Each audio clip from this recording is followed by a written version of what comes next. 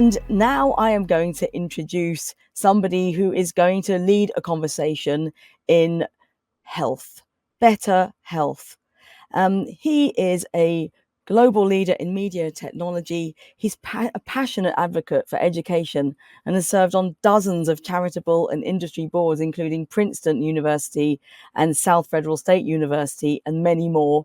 Please welcome, to start the conversation for us today about health and philanthropy, the Director of Corporate Affairs at RELX and Chair of Elsevier. Please let me welcome to you, Youngsuk YS Chi. Hello, YS. How are you today? Good morning. Can you hear me well? I can hear you very Great. well, YS. Great. So before we start the conversation, so how are you enjoying Inspiration Day today? As usual, very, very touching start and inspiring call for action. So I hope our panel can continue that momentum. It's fantastic, isn't it? I love that photograph of Ban Ki-moon with John F. Kennedy, and it's fantastic. You can find out more about the Ban Ki-moon Foundation. We'll be putting resources and links in the chat. So we'd love to hear from you now, YS. You're going to be talking about health. Now, I know you have a few special guests lined up for this section, and I know you'd like the audience to join in the conversation too, wouldn't you? Yeah. So unfortunately, we're having some sort of technical problems with a couple of our panelists.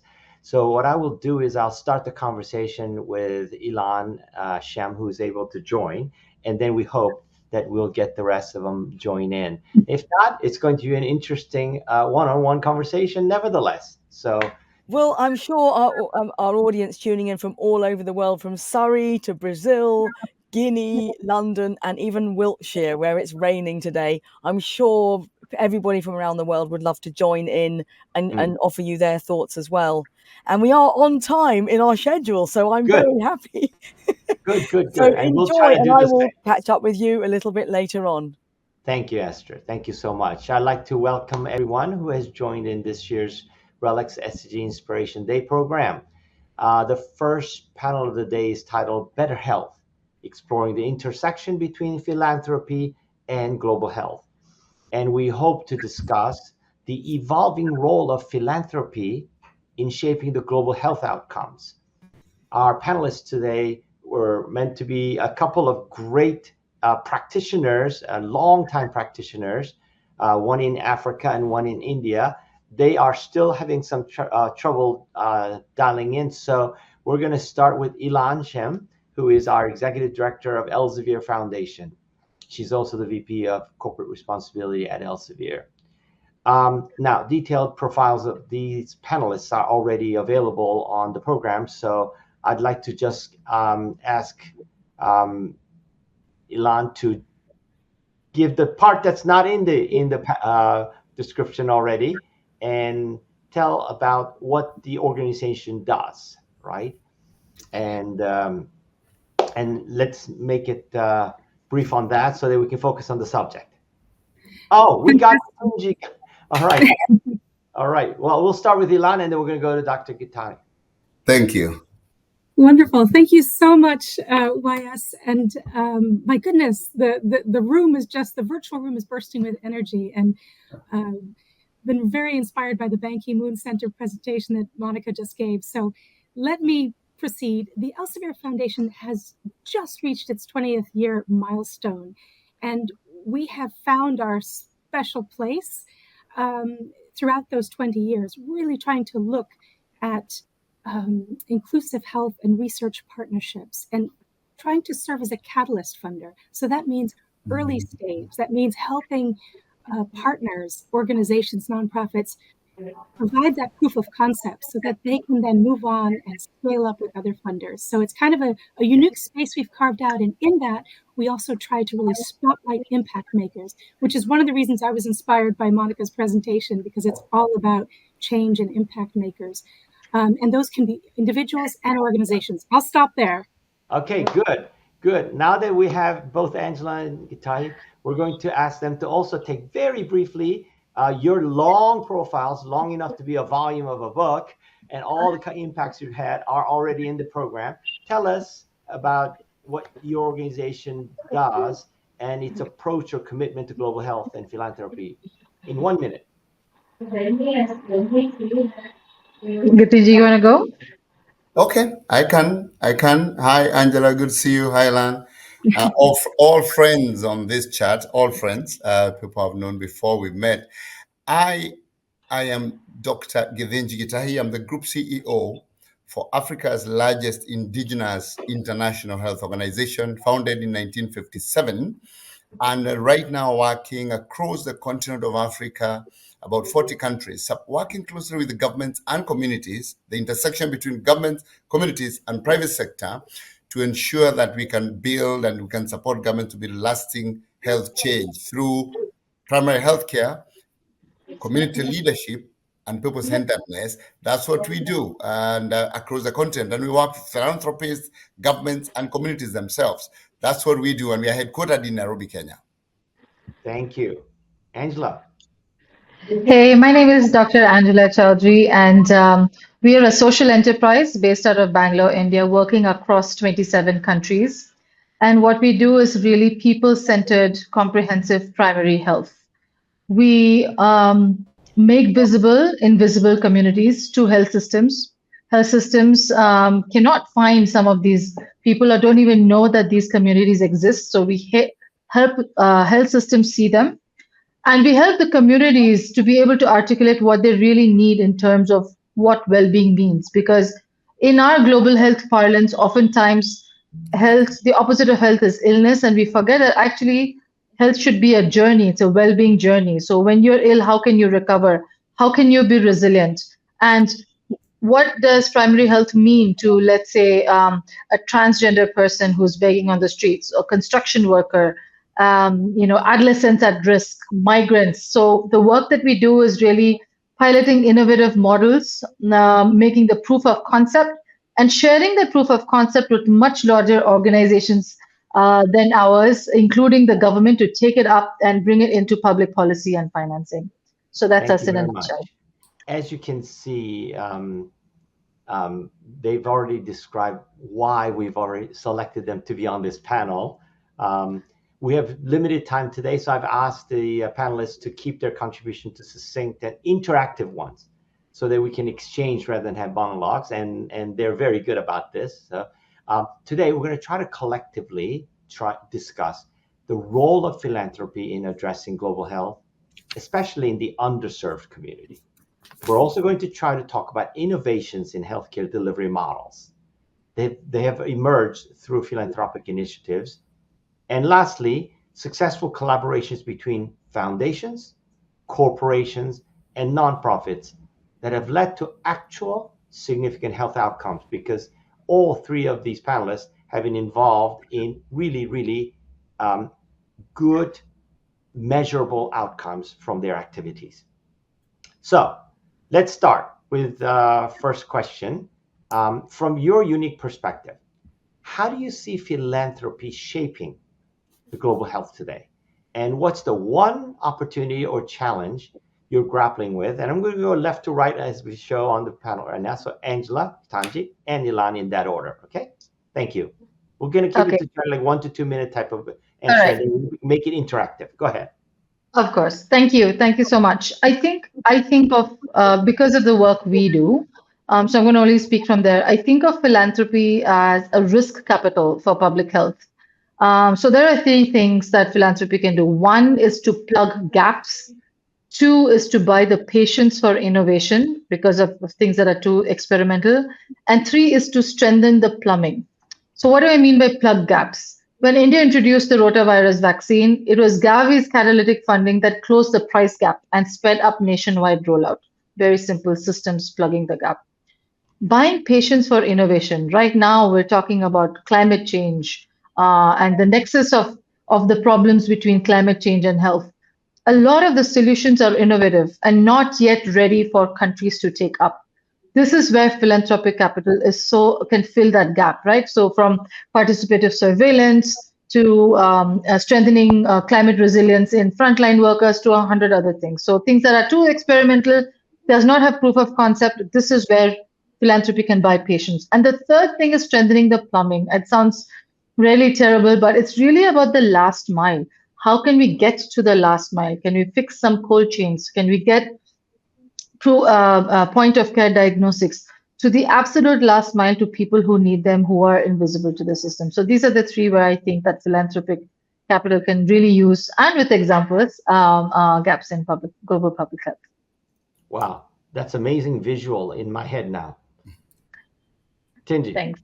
Yes, and I agree with Angela completely. First, I would like to say that what I have found in my experience as Amref South Africa, because we work with philanthropic money, we work with government money, institutional money, we work with private sector money, is that philanthropy money is the money that actually is flexible and focuses on impact, while institutional government money is money that is rigid and focuses on scale and compliance. And this is literally because of the owner of the money. Philanthropy is individually owned, so the individuals can be patient, as Angela says. They can actually be more flexible, while governments own compliance, because this is taxpayers' money. This is not the president's money or the ministers of development. Therefore, we find that philanthropy money enables the impact to happen within the scale. I'll give an example. When you look at governments in Africa where we are working, a government may have money to build an extensive cancer infrastructure, but may not have the money to enable the technical assistance that makes sure that this infrastructure is being used for the right populations, that may not have the infrastructure to convene, to have participatory health system developed. Philanthropy can do that, and therefore that glue becomes catalytic for public spending.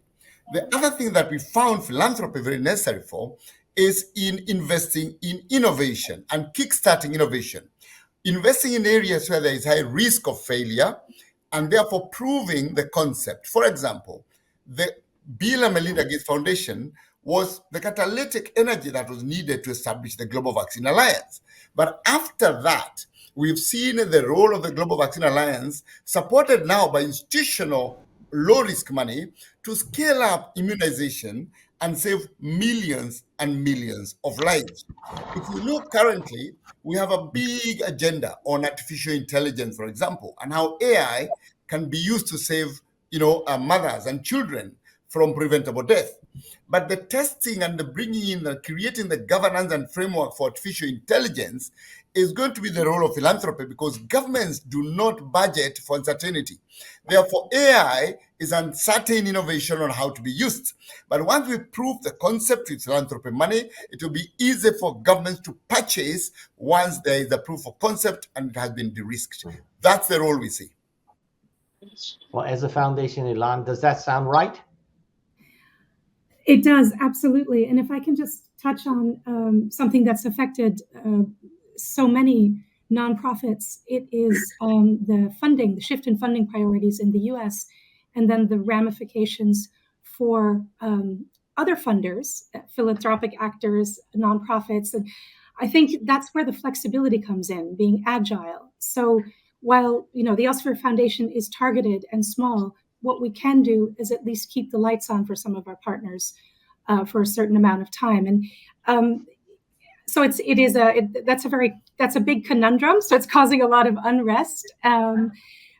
I think a bigger issue is maybe the monitoring databases that have been closed, for instance, in HIV in the US. So there's a gap that needs to be filled. And I'm actually at an EU philanthropy conference right now. And the opportunity we're seeing is that the EU funders are talking about coming together in a much more coherent way to tackle some of these shortfalls. So I just wanted to throw that in there, that you can see this kind of reshaping, reforming going on in the philanthropic field. I mean, this is so clear. Plugging gap, buying patience for innovation, getting to the last mile. The difference between one being flexible and impact focused and the other being rigid and scale focused. Wow, this is really, really clear. So then in trying to solve a ginormous problem called global health, okay, and probably an endless problem, how can philanthropic organizations actually drive a sustainable impact? because the problem is continuous and large, and philanthropic money is to do what you just described. What's the best way? Angela, you want to go again? Sure. It's one of my favorite questions actually. So I'm going to dive right into it. Again, I think I've mentioned this in various panels that I've been in. Maybe Githinji's tired of hearing me. Is really patience and trust-based funding. Um, we have to trust the people closest to the solutions and people who've lasted a long time. You should be able to trust them because the community trusts them and clearly they're doing something right. So multi-year flexible grants, which are decided with local partners, not someone swooping down from the global north, deciding what needs to be done in a corner of Sri Lanka or India or South Africa. So trust-based long-term patient capital is one. Second, and to what Ylann was saying about the financing going down, we need community-centered research and really lots of different tools because we don't have enough tools to reach the last mile. And for us, we call them the first mile because that's our perspective. So first mile.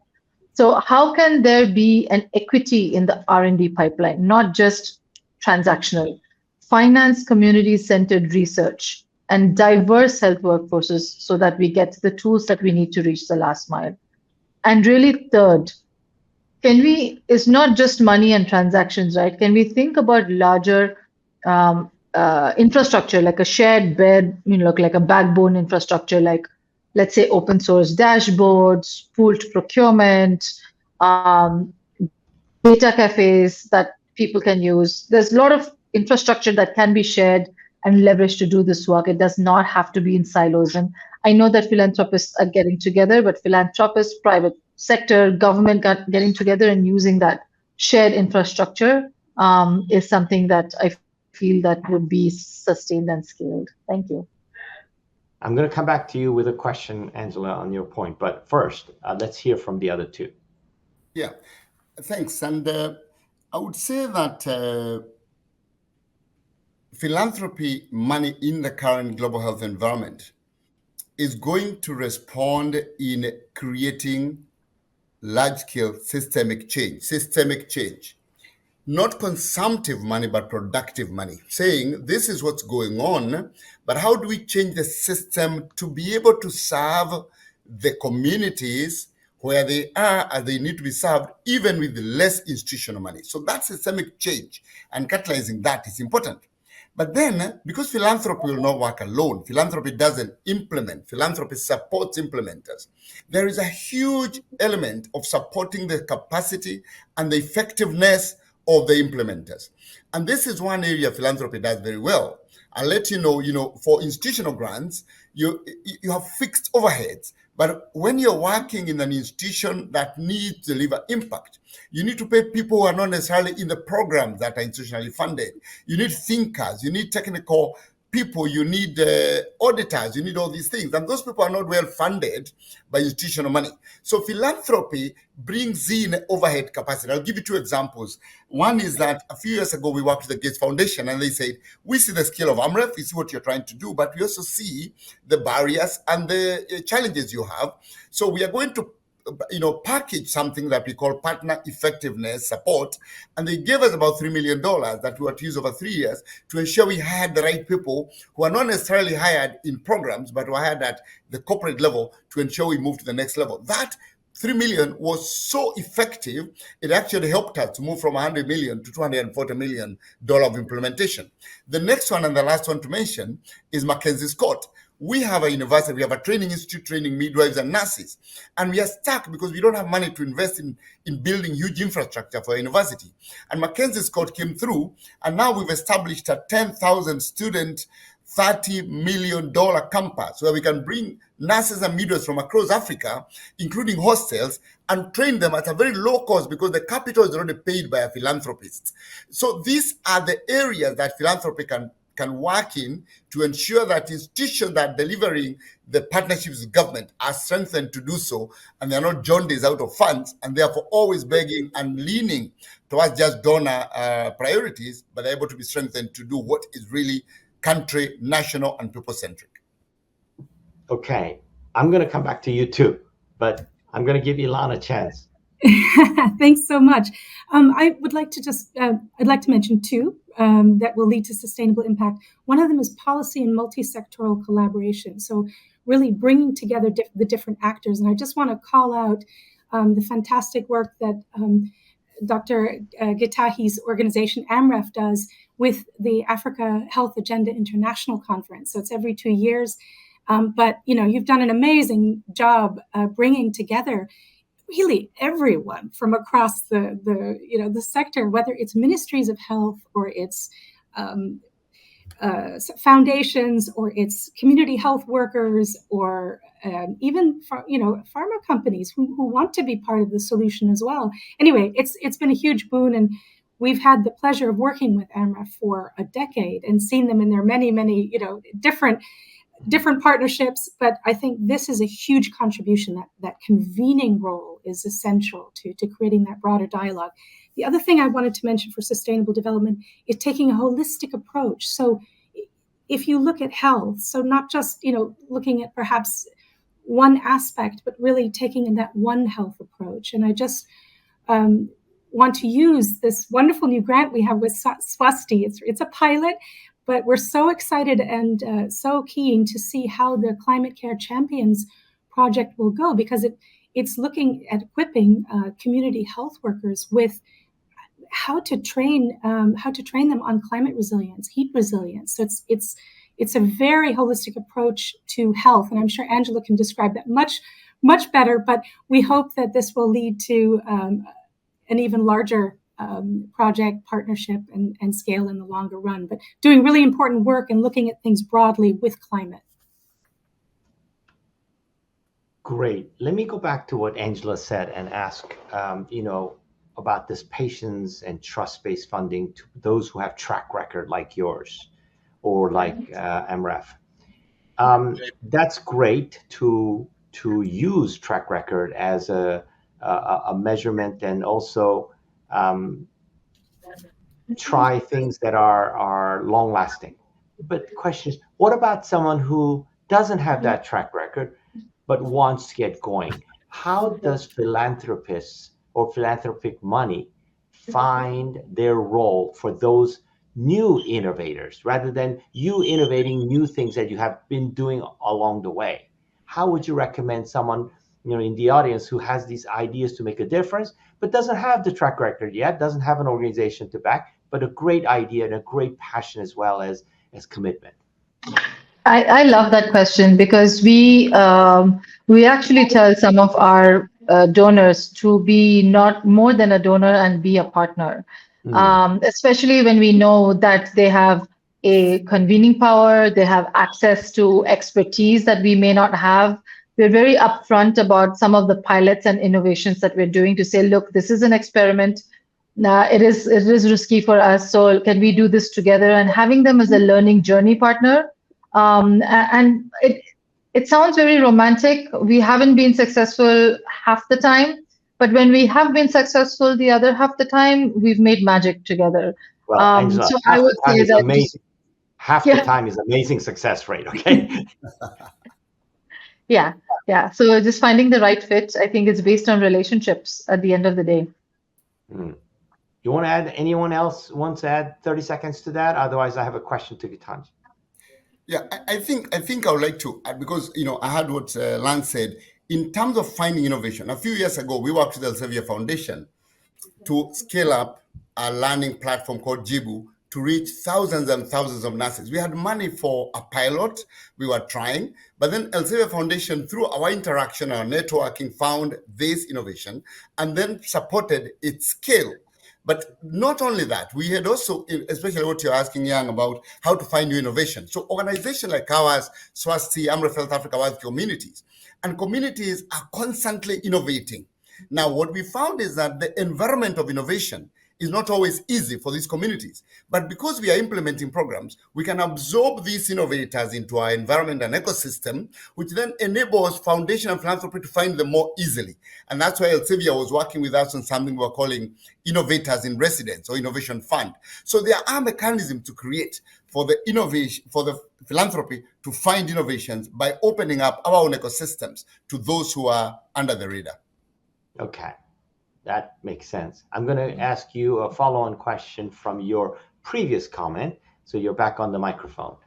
You mentioned, good examples of philanthropic money that you work with that had brought success, like McKinsey, she's amazing, or Gates Foundation, also amazing. But those are people with clear ideas, right? And themselves track record of having tried different things, like the Elsevier Foundation over 20 years have, learned a lot of things about things that work better than others and so on. What about the smaller money? We know that not only is Amazon money ginormous, but there are much wealth that has been created, and there are a lot of people who will never be able to spend a fraction of what they earned and will try to find ways to be philanthropic. How do you get those people, those philanthropists, to focus on the global health issues? That's a really good question. I would say I'll echo what Angela has been saying, because this is really the crux of philanthropy, the question you've raised. If I give you those two examples, the money we got from Mackenzie's court did not tell us what to do. Mackenzie's court searched and said, we believe in what you do. We know you know best what you need to do. Here is money. And I asked, do we have to spend it within a particular time? No, it's up to you, because you know the problems you are solving. So you put the money into two areas: building the university I've talked about, and part of it in building capacity to fundraise for the future of the organization, because of what I said, that overhead is the biggest problem for NGOs. So we decided that those two areas were the right areas for investment. Gates Foundation, amazing. The partner organization effectiveness, amazing. But we have to go through a process, because they know they have a strategy. You have to go through a process of applying for the money and all these things. So these models work. But I think what I want to underline your question with is to say that actually trust is the foundation of the relationships. Those people who have done the giving pledge, I'm told that only about 10-16% of the money pledged in the giving pledge has actually been used, because of the question you're raising, that how do I find a confident place to put my money? I think the confidence should be in the trusts, not in the design. The confidence should be in the trust of those who are implementing. And that way we'll find that philanthropy will find partners faster by just building on the trust capital, not on what I know should be done, because you will never know what should be done in Malawi. It is the people in Malawi who will know what needs to be done in Malawi. So trust. Ylann, listening to this, there is a gap, right? I mean, and that gap is actually potentially a physical distance gap, because a lot of philanthropists will want to do things that are around them. Yet a lot of wealth that will become philanthropic is not sitting next to the problems, right? The money is needed in Malawi, but the money is not sitting in Malawi. It's coming a long distance to Malawi. So how do we alert the world of generosity to focus on global health as an area where that philanthropic money should go, rather than their local issues, which are also, we're not saying they're not important at all. We're just saying, is there enough to go to an issue so critical as global health a distance away? I think this is where storytelling really comes in. And I think both of your organizations do this really well, but you have to really find a way to bring it home. Let me just take Research for Life. So this is, it's an access partnership, a UN publisher access partnership, but it goes far beyond access. It's also very much about ensuring that researchers, doctors, nurses can not only use peer-reviewed research, but are also really producing it and using it for meaningful change in their communities. So And I mentioned Dr. Mohamed Jallow from Senegal, a urologist. And when he encountered Research for Life, Hinari, you'll know it perhaps, Dr. Gitahi as Hinari, that was back in 2005, a couple years after it launched, and this is over 20 years ago. And it was like a kid in the candy store. He was so thrilled. I mean, imagine he's like one of 201 urologists in Senegal for every 215 men, compared to 1 in 7,000 for most European countries at the time. He's very much on his own. He suddenly has access to all these researchers. Now, the story here that we need to tell, that we do tell with Dr. Jallow's permission and generosity, is that he's teaching, he's treating patients. He has 100 peer-reviewed articles. When I say teaching, it's not just as medical students, but also how to use these resources. And he's going into the field and doing fistula repair and all other kinds of emergency means. I mean, so I think telling the stories is critical. Another example is the Bhutan Medical Journal. So this journal went from just being a local journal, medical journal in Bhutan, to now being, with some additional capacity building through Research for Life, to being indexed in Scopus and other indexing systems. It's discoverable. The whole, the number of submissions has gone way up. It's really become part of the research community, the health research community, which is essential, because then you get solutions, you get research that's meant for those regions, right? It's localized, it's meaningful. It's not just research from the north being consumed by, health workers from the south, researchers from the south. It's really much more attuned to their needs. That's probably too much of an answer. Sorry.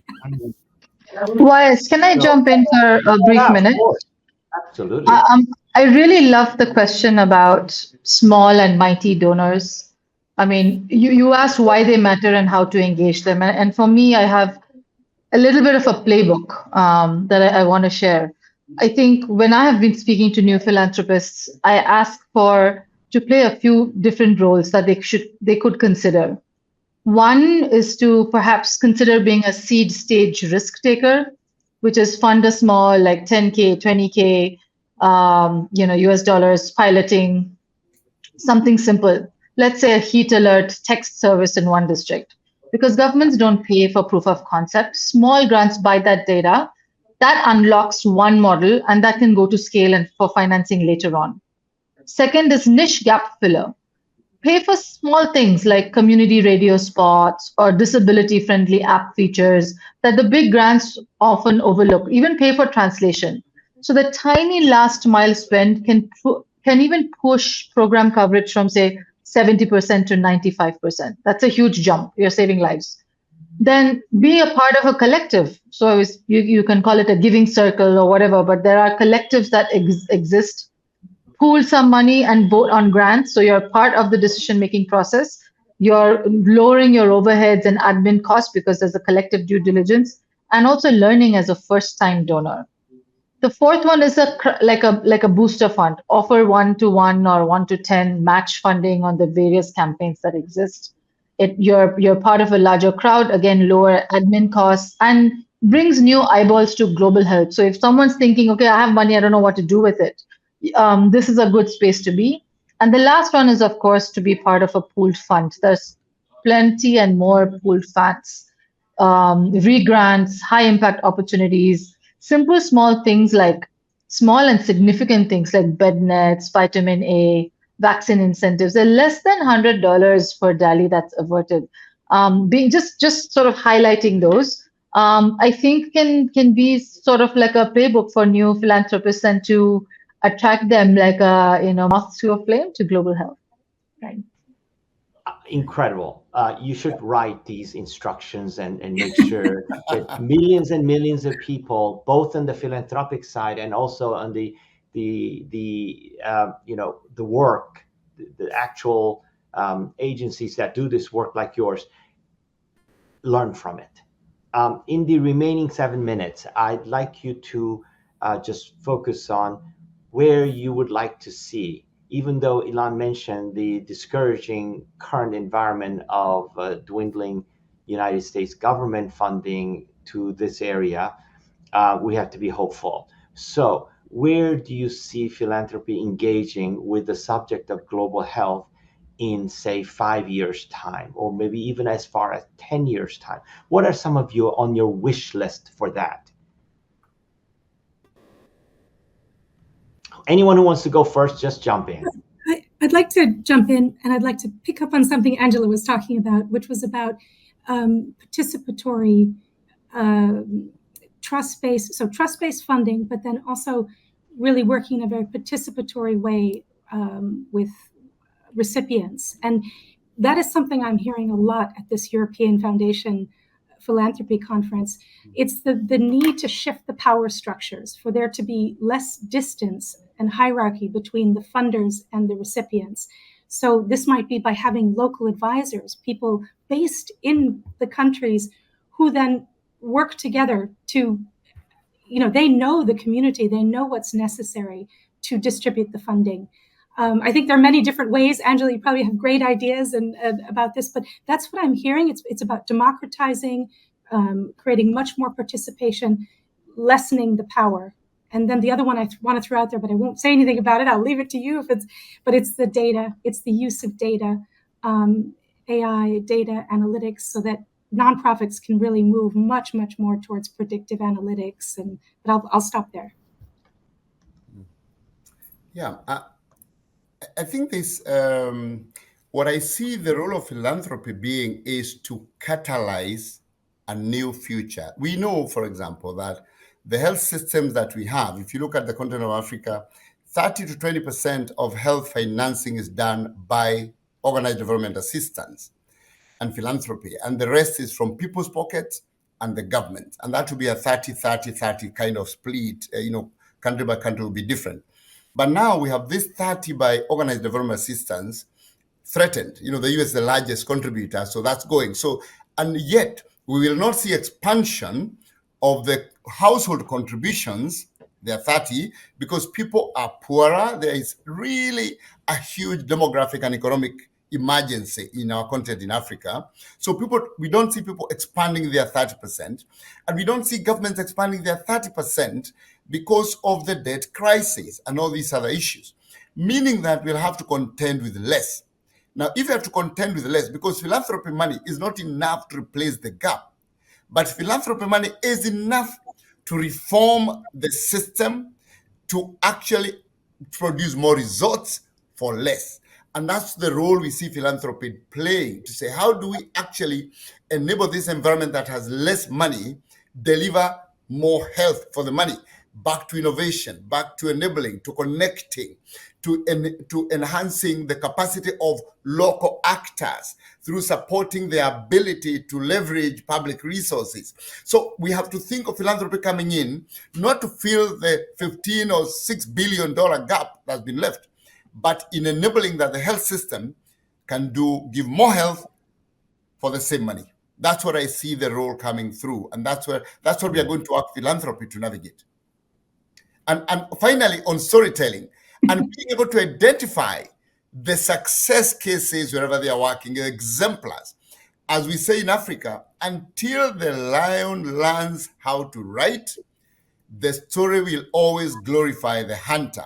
Now, the lions that are actually doing the work are not able to write because they don't have resources. I can't even hire a communication specialist. I cannot afford to put a story in the New York Times. But if I am partnered with the Elsevier Foundation, with the Gates Foundation, say we are going to support your communication, then the lion writes and the story stops to glorify the hunter. Thank you.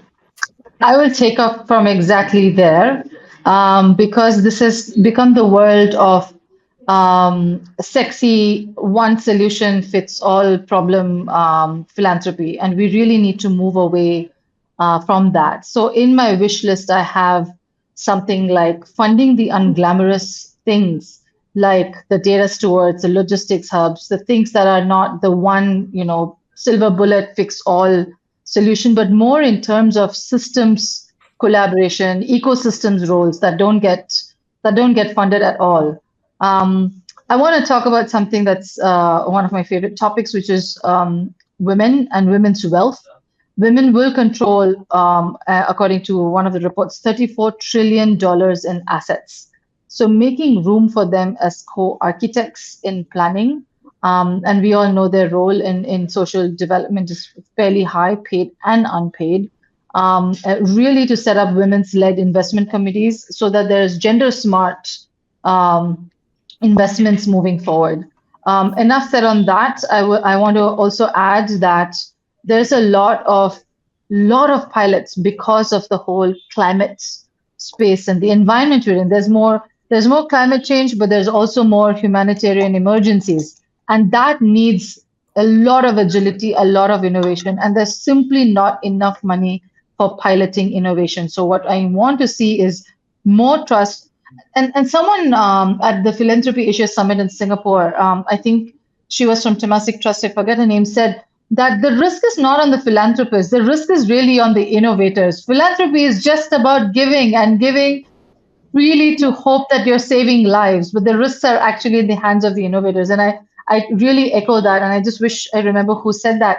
And so therefore, we need to have to really fund those risky pilot models, support the ideation, support the co-creation, support the proposal writing so that it reaches the last mile. So that's my 4, and completely echo what Ylann and Githinji just added to the wish list. I'm going to give everybody 1 minute last comment, and if you don't have it, I will wrap it up. No? Then I will just say I cannot believe how much you have enlightened us on this subject.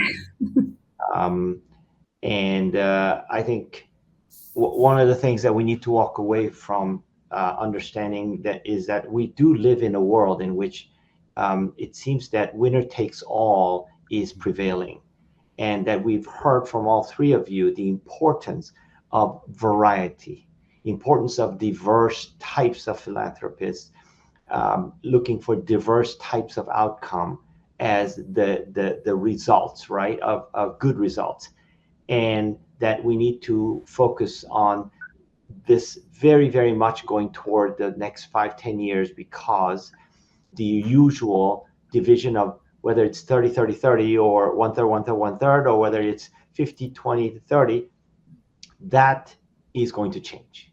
That is absolutely going to change, and we need to all really wake up to understand what the role of philanthropy is in addressing SDG number 3. And this issue is permanent. It's ongoing, because once we solve some global health issue, another global health issue will be right behind, waiting for attention. I can't thank all of you enough for your participation and your wisdom from the experience. Thank you so much. And I think Esther will be happy because we stayed on time.